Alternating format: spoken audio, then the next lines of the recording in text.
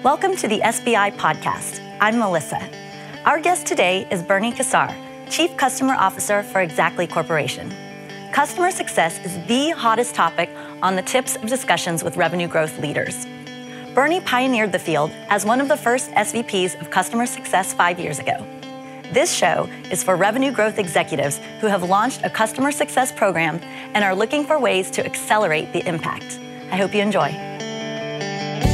From SBI's Executive Briefing Center in Dallas, Texas, the most watched and listened to content in B2B sales and marketing, it's the SBI Podcast with your host, Matt Shares.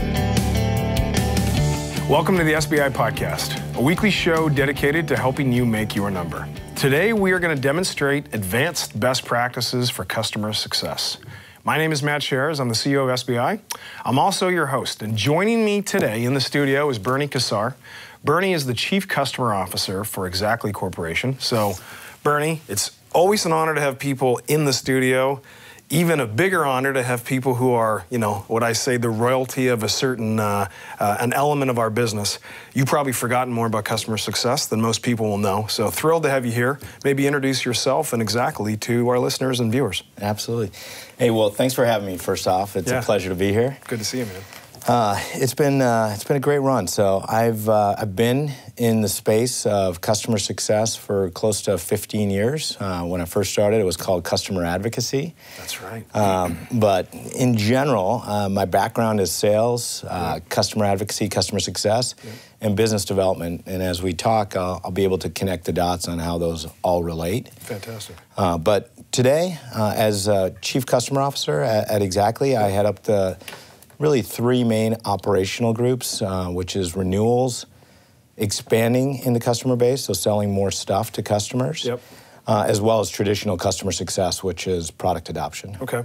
And for those, Melissa and I know what Xactly is, but maybe for those watching and listening, what does Xactly do? So we're the market leader in sales performance management. Okay. And what that means is we're trying to drive behavior of your sales force or anybody that gets paid variable comp or some sort of bonus. So we're driving behavior, we're optimizing territories, and we're trying to get your folks aligned to your corporate objectives so you can sell more.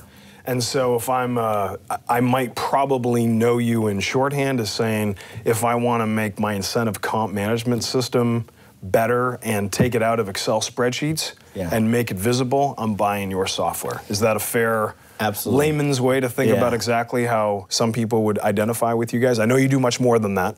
But for many, I think they know you in that space. Is that fair? That's table stakes. And we've taken it to the next level with a lot of the new solutions that we have. So not only do we automate compensation, which is the table stakes, now it's about the visibility, the reporting, the artificial intelligence and machine learning, as well as the territory optimization and being able to go through that. All right, very good. So, as always, joining me in the studio is my beloved co-host, Melissa Valdez. And Melissa's here to point you to resources to advance you along the way to making your number. Hey, Melissa. Hi, Matt. Thank you. Nice to see you. Thanks, Bernie, for being here, and welcome to our listeners and our viewers. Today, Matt and Bernie will leverage the How to Make Your Number in 2018 workbook. To get this fabulous workbook, you will go to sbi.tips/2018 workbook, and there turn to the sales strategy section, customer success on page 411, and we'll give you the 411. There it is. All right, so Bernie, we're going to toggle somewhere between, 201 and 401 today, right? A lot of folks are still very early in their journey in customer success and what that means, right? As you said, it used to be customer advocacy, and when you and I met many moons ago, right, I wasn't even sure what you did, right? So I guess let's start with the first question relative to thinking about segmentation in the customer base. How does one go about segmenting the customer base? I mean, you talked about 3 different groups that you have. So maybe kind of start at a high level in terms of segmentation, then we can dive into that a little bit more. Sure. It really depends on your business. For us, what we've found is if you look at your customer base by the revenue spend, it's probably one of the easiest ways of doing it, and a lot of companies follow that. So that's if you don't have any sort of segmentation, that could be one way of starting. And you're looking for not only high spend, but also strategic customers. So you could have, for us, we break it out into 3 simple groups of by different revenue bands. Yep. But you could have somebody that just starts in a division and it's a multinational corporation. You might want to put them in the strategic bucket because of the growth that's capable over time. Yep. But as you get more sophisticated and you start looking at your business, you can start really segmenting by industry as well as size of company. A lot of the traditional things that have been done on the sales side can actually be used for customer success. So something that I would tell the viewers and the listeners to think about, and Bernie talked about segmentation and strategic segmentation for those who might only be spending a little, but they have a lot of potential. Think about traditional account segmentation where you'd want to look at potential, you'd want to look at propensity to buy, right? You'd want to look at lifetime value. Some of these metrics that are very natural for Bernie and the software that Xactly provides, many of you thinking about the rigor of segmentation on the front end, apply that same science to the back end. So Bernie, I guess going to that, everybody would want to think about, my top 10, my top 20, these lighthouse customers that I have. And because it's the back end, all of these customers are currently spending. They might be spending a nickel, and they have potential to spend a buck. So is there any sort of different resourcing or motion that you deploy against, the top 10% of the customer base? I think that's the biggest reason to segment is to really figure out how to resource. And every company is going to be different. Because if you sell to the SMB, when you look at your top 10, your top 20, they might not be spending a lot. But it's still, that's your bread and butter for your business. And so the way I really look at the resourcing is depending on your spend, those are the types of programs we're going to apply to that type of customer. And as you get to the long tail, most businesses have a long tail. We definitely do. And I shouldn't say most. There's a lot of businesses that we work with that are customers that have this long tail effect, where you have to start thinking about what's the best resource to cover that account without ignoring them. Because at the end of the day, the customer experience is the #1 thing. And in today's market, there's so many different ways of doing it with technology that they still feel engaged. But it costs you different to service a smaller long-tail customer than your strategic top 10. And in your vernacular, Bernie, and for those that are watching and listening, how should people think about a long-tail customer in terms of, if I'm driving to my office right now, and I'm like, oh man, I've been thinking about customer success, we're not doing it right. I understand this concept. Is there a definition or is there sort of a basic framework that you would give to think about long tail? That's actually the best way to visualize it is if you look at a pyramid and you look at the base of the pyramid, and that's where a lot of your customers can sit. And as you go up that pyramid, because you're segmenting, if you're segmenting by spend, that would be your long tail. It's really where you have a lot of customers, but they're not spending a lot of money. And in return, the way to service those customers can be very expensive if you're using people. And so that's how you should really think about your low dollar spend customers as your long tail. And on any other chart, so the pyramid's one way to look at it. The other chart is when you're going up and to the right, and with a lot of your high spend is up and to the right, and then that long tail, where it comes from, is just that line that just continues down and your spend's less. How often would you think about reallocation? Because you talked about, hey, you've got to make sure you point the right resources, both technology resources and human resources, at the right accounts. How often would you reallocate headcount and that deployment? Well, the good news is a lot of smaller customers become big customers, so they jump segments. So it's an exercise that you should be looking at on a frequent basis. The reality is it becomes difficult because you're shuffling accounts around.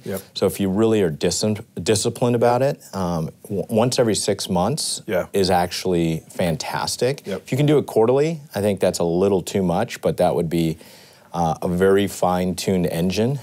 But I think once every 6 months feels right, at least it feels right for us to really get a feel for it. And if you can't do that, at least once a year. So what Bernie's describing when he talks about that cadence of every 6 months, for those of you listening, think about what we would call dynamic segmentation. when you do segmentation both on the prospect level and at the customer level, if you do it on March the 17th, that's very good data on March the 17th. On September 17th, everything looks completely different. So if you don't have a process of constantly refreshing and re-looking at data, especially, as Bernie talked about, in a traditional pyramid where you have a lot of smaller customers and you have a lot of activity, all of a sudden you now have high dollar resources potentially deployed against low potential accounts and vice versa. Be no different than in the old days of a hunting sales rep calling on low potential prospects as opposed to high yield. So Bernie, last question and then we'll flip to a break. You mentioned about technology. Are there any tools that you guys use, and for somebody who has literally seen the function of customer success grow up, I like to call you one of the pioneers of it. What tools, what technology, how do you split between people and just basic process with, okay, this tool is a 10Xer? So for us, we're a big Salesforce shop. So for our CRM, SFA systems, we use Salesforce, and that really keeps a lot of our customer information. But we also use Gainsight. We've used Gainsight. I've been involved with that company for a long time. It's a great company. Nick Mehta, the CEO, is a personal friend of both of ours. And he's done a great job being the pioneer of getting a software package, as well as a consulting mindset of how to do customer success well. So they've been a great partner for us. We also use Mixpanel for usage data. So depending on what you are selling, for a software company, usage data is key. And I would say it's probably the key driver to looking at customer success from a technology standpoint, so you understand how your customers are using it. If you're in a more traditional business, you have to start thinking about the customer experience and what are the touch points where software could potentially help. It's tough if you're in a traditional business and you can't get usage data on how your customer's using it because you're supplying a service or something that can't be measured. But there's ways of doing it, and you just have to think creatively about how to capture that customer experience. So we're going to go to a break. Takeaway I would give you from that last portion from Bernie, he talked about client experience, customer experience. And think about your customer experience and your customer journey as if you had these touch points going left to right on a sheet of paper, and there might be 97 touch points your customer has.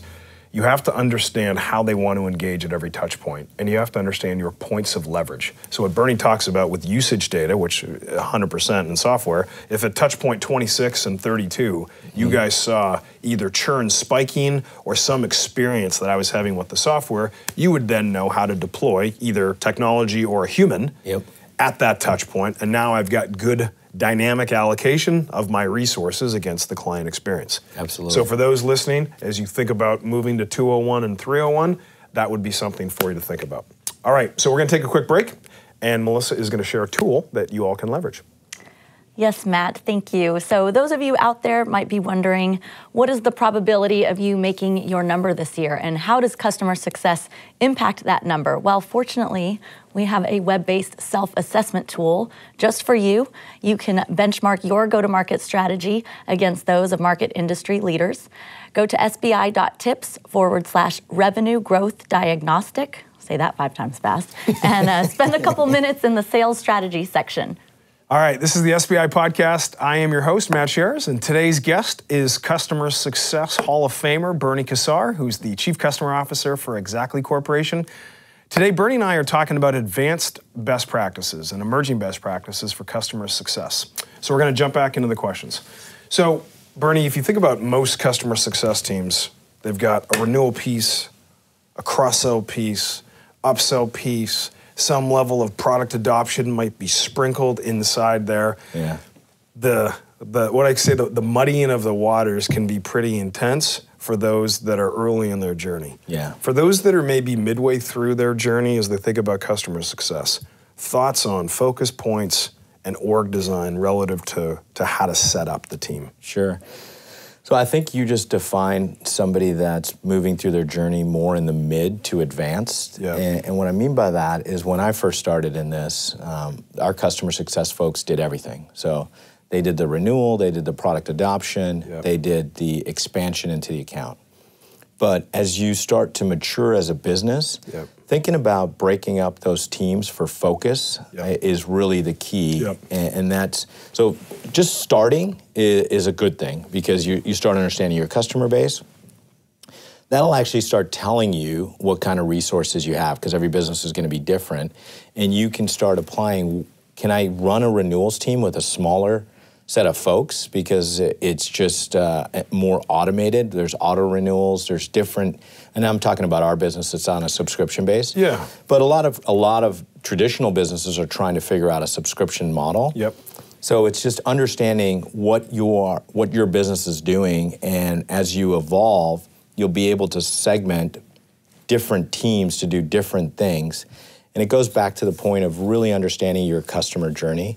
Because once you have that figured out, you can then figure out where you're having issues and create either a department that's focused on it or resources that can intervene. Yeah. So Bernie, I want to pick on something that you just said that might have been lost in passing for many, and you said it subtly.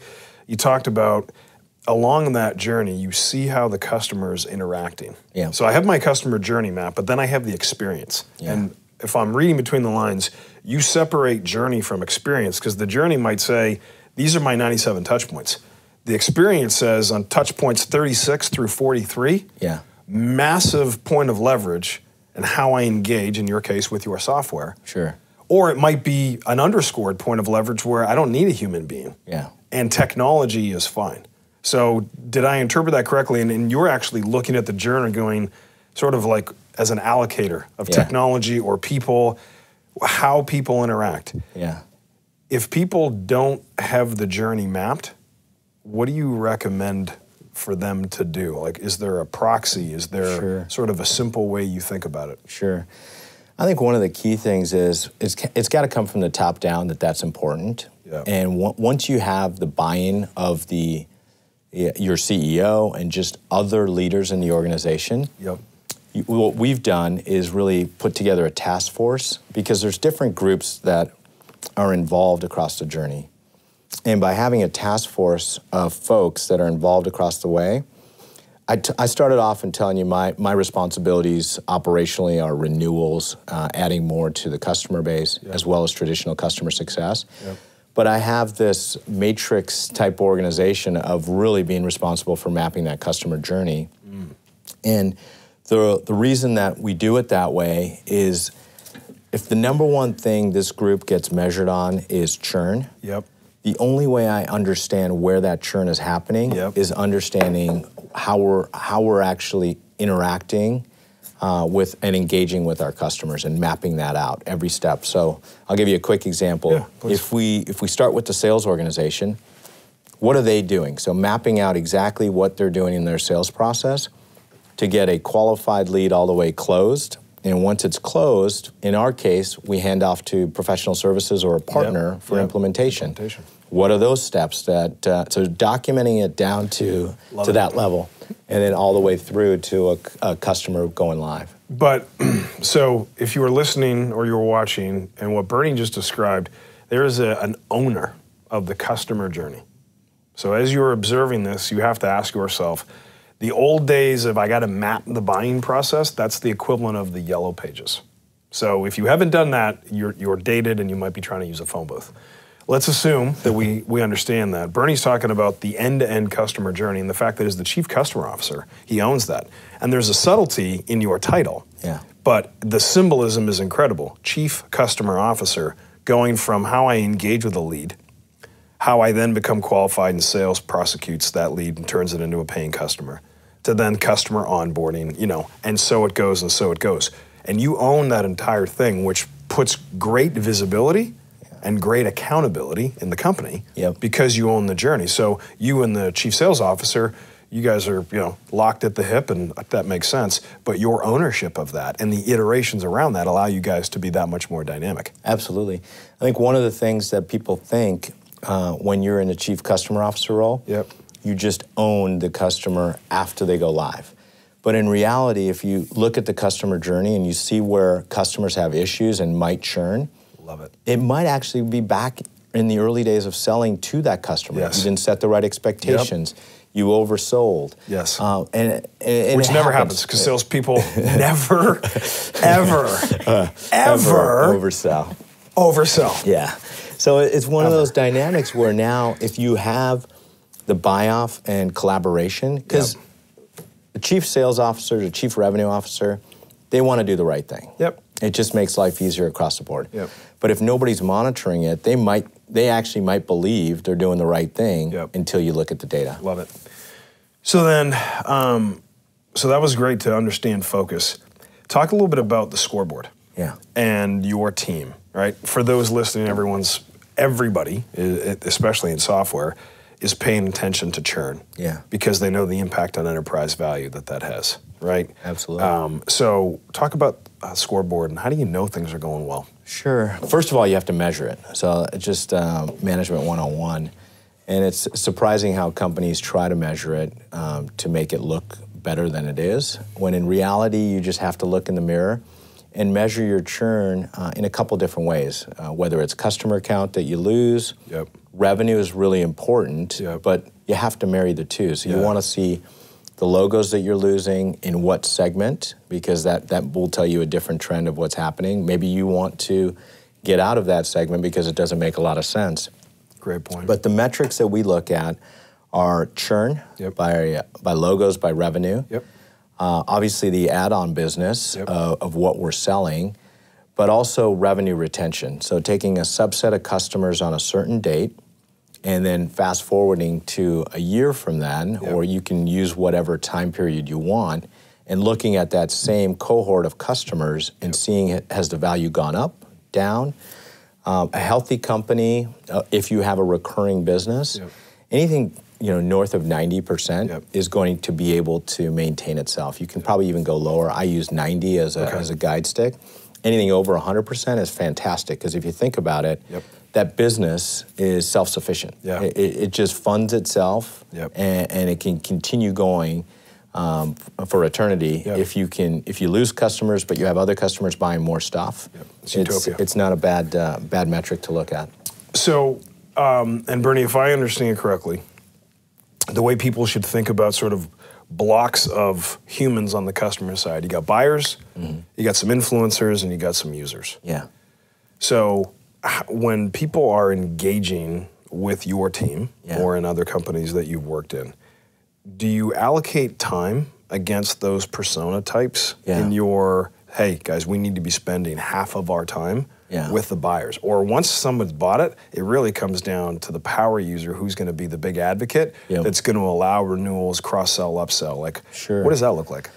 So I wish I could say we've gotten down to figuring out the time split to the gnat's ass, but that's moving into a whole different... that's 501. Yeah, that's right. That's right. All right. However, what I will say is because we've separated the teams and you have key account managers that are going in, and what they're doing is just really farming. They're trying to sell more stuff. Having them focused on the buyer is one way to lessen the confusion with the customer of who do I go to for what. With the customer success, it's more traditional, and they're all about the product adoption and really getting the most value out of whatever you're selling. Having them focus on the users and influencers is how we try to allocate the profiling, so that we're not stepping on each other's toes and calling the same people with a different message. It's all about focus. And if you focus the right message to the right people, you start seeing a trend of people buying more stuff, getting more value, the ROI's there, and it really starts to show some harmony in that mix.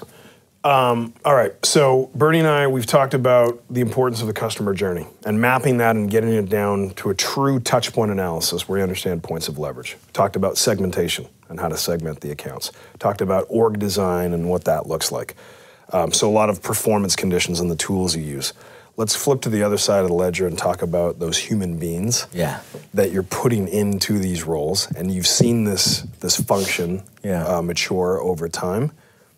What's the hiring profile? Yeah, it's an interesting dynamic because I grew up in sales and then moved into this role. And I moved into this role because my manager at the time saw something that I excelled at, which was relationship building and being able to maintain a relationship and being really natural at it. And so if you're starting to profile individuals, really that aspect of wanting to help people and be able to build a relationship married with a knowledge, whether it's knowledge of your product. So where I find a lot of our folks are actually internal. So they'll come out of customer support, they'll come out of the SC organization, where they really understand the product, but they also have a natural ability to build rapport with other folks. So their knowledge of how to make people successful is what you should start looking for. So in our world, hiring within makes some great candidates, because you can start profiling for the things that are important for the role. If you're looking for the outside, industry experience, depending on how far along you are in segmenting your customers, could be another area. So if they're a subject matter expert, that could be a great profile for this job, as well as just going back to the basics. The same things you're looking for in an inside profile, you start looking for an outside. So the SEs, the customer support folks, the folks that want to help, want to fix, but also know how to manage a relationship. Bernie, do you have any experience or any, I guess, stories to share of people who started in a hunting role at the front of the house, trying to be a rainmaker, love the product, but they truly are more of a relationship person, and they're not going to be able to be a traditional hunter. Taking that person, moving them into a customer success role. Now the pay and the dynamics are completely different. Should people be listening to you saying, boy, I might have some people who are okay salespeople who could be A players on the back of the house, or is the comp and the dynamics so different you would recommend people don't do that? Actually, the profile you just described was me. Let's and that wasn't even a leading question. No. If you rewind back in my career, that's what I thought I was good at, and that's what I wanted to do. When in reality, I had some success, but there was a natural tendency for that relationship aspect. So your point is well taken. What that person has to realize is what their strengths are, and this is the manager's job, and tell them, hey, listen, you're going to be happier day to day, because you're not actually cut out to be the hunter, but farming is just as important. So you got to eat your meat and your vegetables, right? So the farming aspect of it is really important. And if you can get them over the whole ego thing, you can find some great talent moving people. And we've done that in our organization, where it just wasn't working out as a hunter, but they're moving into that farmer role. The concept of self-awareness, which we all lack, right? Sometimes somebody telling you, hey man, I need you on the team. Just need you over in this position, and it's critical. And I also think the maturity of customer success, over time now, it's continuing to carry more weight. Absolutely. Right? If you think about 5 years ago, like, what was this? And we got to work on renewals, but it was all about the guys who can go out, sell on-prem, make the big deal on day 89 of the quarter, and make it happen. Totally different dynamic now. Why? Because of the delivery model of software. Absolutely. And where enterprise value is created. So for those of you listening and thinking about your business model and thinking about your transformation, you're allocators of people, money, and time. The allocation of people comes down to Bernie's point relative to, are they self-aware, but also how you think about where your business creates value. And sometimes the movement of one person into a new role frees them up and allows them to play to their strengths. So that was a great segment. So it's time for another break. So I'm going to ask Melissa to share another little resource with you to help you make your number. So Mel V, what do you got for them? Yes, Matt, I'm going to surprise you here for a little bit. I love surprises. Yes, if anyone in the audience watches ESPN's Pardon the Interruption, this is going to be my stat boy moment. So Matt, you have referred to Bernie as a Hall of Famer, a pioneer, a founding father, and customer success royalty, as well as yesterday in your workshop together, the Prince of customer success. Because he didn't want to be the king, because he didn't want to be too old. He didn't want to be king, Yes. so we made him a little bit younger because he's clearly much younger. So not only is Bernie the Prince of Customer Success, but he used to work for Prince.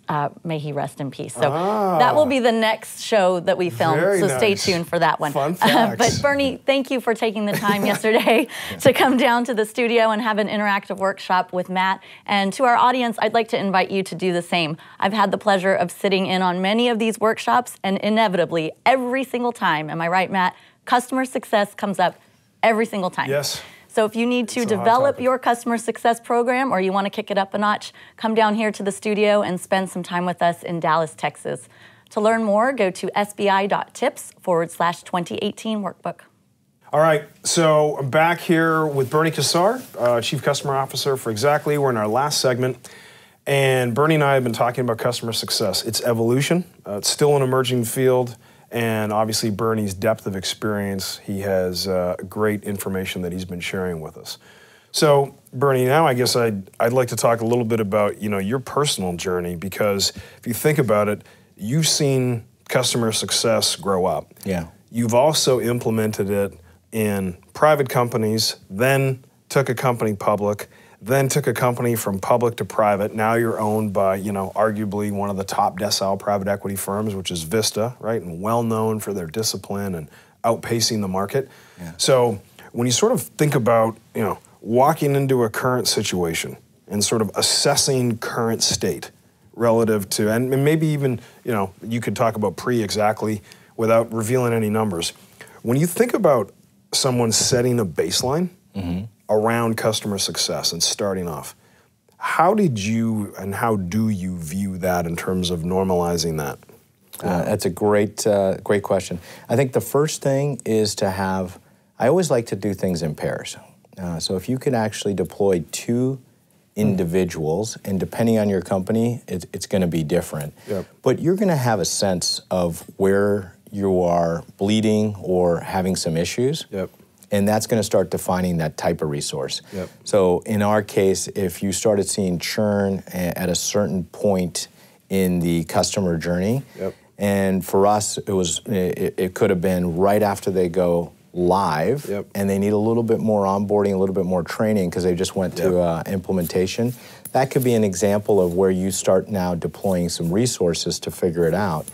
But I think the very first thing is you need to get your CEO or whoever is highest on the totem pole that cares about this to start carrying a flag. And it was really easy for me to be successful because it was such an important part of our core values. Our core values spell out care, and the C is for customer focus.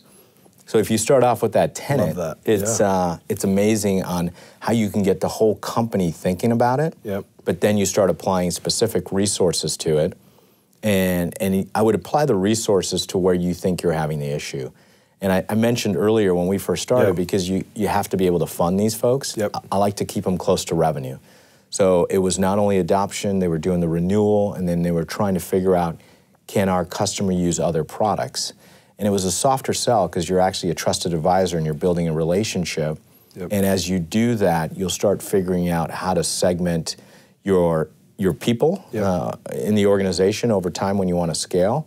And you'll start figuring out how many you need of each based off of the issues you're trying to solve. So two follow-up questions on that. So one is, I guess, an observation. So Bernie is the Chief Customer Officer. He's a direct report of the CEO. So if ever there was symbolism that matters, I mean, you don't report to somebody who reports to the CEO.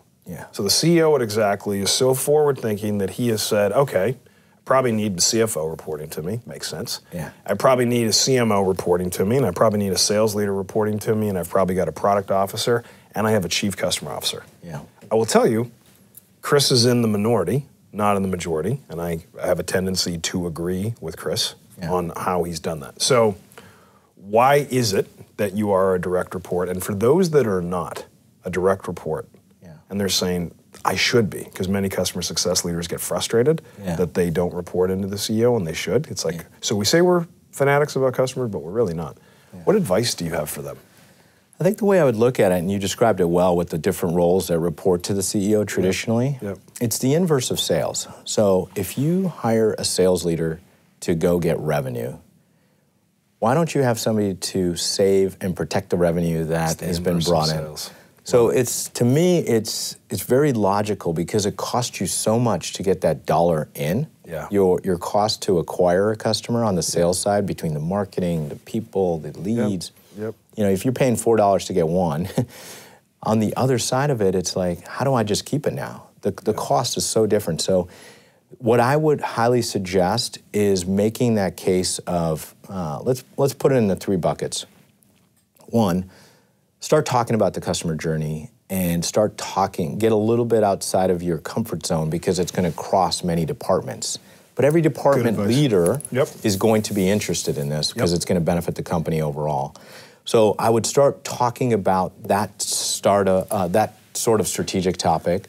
Then I would move into the second area, which is the metrics of how many dollars are we losing each year because we're not focusing on the customer experience. And then the third is really the whole, when you tie the customer journey, the people that belong in that whole journey, does it make sense for some of those folks to report into the chief customer officer? And you start building a case that way. CFOs are always focused on the revenue aspect of it. And if you can actually build your story with them, they can sell the CEO on why this is important. Because if it's reporting into a CRO or into a head of sales, you're losing a little bit of that dynamic of also being able to help sales do a better job. Well, and it's also understanding one's business enough to know where value gets created. True enterprise value gets created, and to your point, the cost of losing the customer when you spend all that money to go and get it. So Bernie just gave you the keys to the kingdom relative to customer journey and mapping that journey, the metrics associated with that, and the importance that if you are not reporting to the CEO, the CFO is your ally based on those metrics. So Bernie, last question before we wrap up. Lots of goodness has come out. If you look back, a mistake or something that if you were building your narrative again, something that you wish you would have either done faster or better, that would be a piece of advice you would give to other emerging chief customer officers. Sure. I think the piece that I would start on right away, and we've talked a lot about it, is truly mapping that customer journey. We did it a lot later. We started really looking at the metrics of churn. We're very disciplined about it. But as you do that and map the journey, you come to a realization action plans can be put in place faster because you're understanding more of that. The other piece is I'd really focus on the technology tied to process. So the more data you can collect, we're a little bit slow on getting some of the usage data and really using it to our advantage. So I think being able to use technology to gather as much information as you can in the process, even in sometimes if it's painful, that data is very valuable to understand how to make things better or cost less in servicing your customers. Wonderful. All right. So, man, can't thank you enough. Appreciate you being here. Thanks for making the trip to Dallas, and always good to see you, man. Absolutely. Thanks for having me. So I want to thank the SBI audience for tuning in. Before we go, as always, Melissa's got one more nugget for you. So, Mel V, I will throw it over to you. I do have one more goodie, Matt. I know those of you out there watching and listening cannot wait to hear more about customer success and other bleeding edge topics. So go to salesbenchmarkindex.com/register, and there you can select the topics you would like to receive and when you want to receive them. All right, everybody, that's it for today. As always, you have a choice on where you put your ears and your eyes. So I appreciate, and I know Melissa does, and the rest of the SBI community, that you tuned in with us and Bernie today.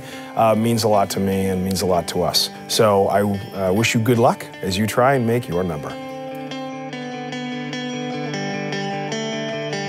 This has been the SBI Podcast. For more information on the studio, SBI's Executive Briefing Center, our team, or to schedule a workshop, please visit salesbenchmarkindex.com.